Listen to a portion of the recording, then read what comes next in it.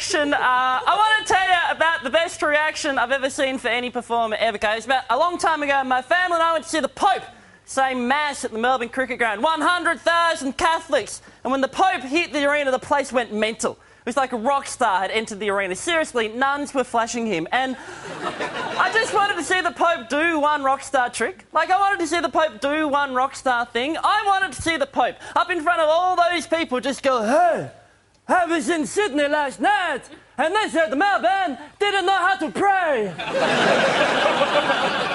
"They never know how to pray, crazy mofo!"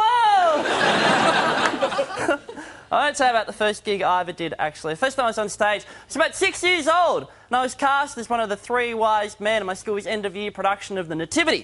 And if I can reminisce for a moment, back then it was a simpler time. It was back in the day when parents were not only allowed to hit their own children, they were required by society to hit other people's children too. It was back in the day when kids weren't diagnosed with attention deficit disorders. If your child was hyperactive and annoying, it wasn't because of a chemical imbalance, it was because they were an arsehole. It was back in the day when fat kids were picked on because they were the minority. Now, they're the majority. They're picking on the skinny kids. "Oh yeah, you skinny boomba.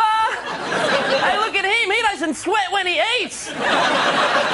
Yeah, we bash you if we could catch you." But I always wanted the three wise men. When I was there, the three wise men, the first one, the gold, the second one, the frankincense, the third one, the funk, and the myrrh. I got the myrrh. Thanks, Rove. I got the myrrh.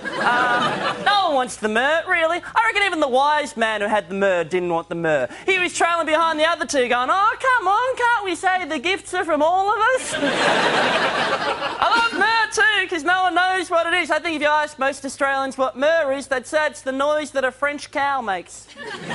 Myrrh! Drive through the fields of France, see cows standing there with berets, goatees, glass of red wine, cigarillos, myrrh! With pallets painting portraits of other cows and then spitting on them, because not only do they hate themselves, they hate their work. Myrrh! My grandma was at my first performance. She was very cool, my grandma. She had a heart of gold, a rare condition. She was one of those cheetah vegetarians. You know those vegetarians? The first vegetarian I ever met, but one of those cheetah vegetarians. She's one of those vegetarians who goes, "Oh, I'm vegetarian, but I eat fish." Which I think is kind of like saying, "Oh, I'm a heterosexual male, but every now and then I like a little bit of cock."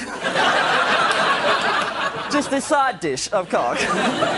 She had a wheelchair and a later years, my grandma. One of those pushy army wheelie chairs you might see in the Paralympics or something like that. I mean, not as flash as the ones in the Paralympics, but still pretty cool. I'm not paying out on the Paralympics. I love them. I have always thought, though, that we could spice them up, because they do have all these events for the people in the pushy army wheelie chairs, yet no events for people in motorised wheelchairs. I mean, what would you rather see? A wheelchair going down a straight 25, 30 girly kilometres an hour? Or would you rather see a hotted up wheelchair burning down a straight 300 k's an hour? It'd be like the drag racing, flames shooting out the back, slow down, a parachute would come out. Or monster wheelchairs.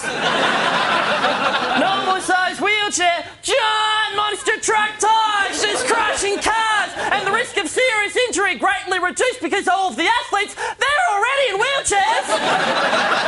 See you later, folks. Have fun.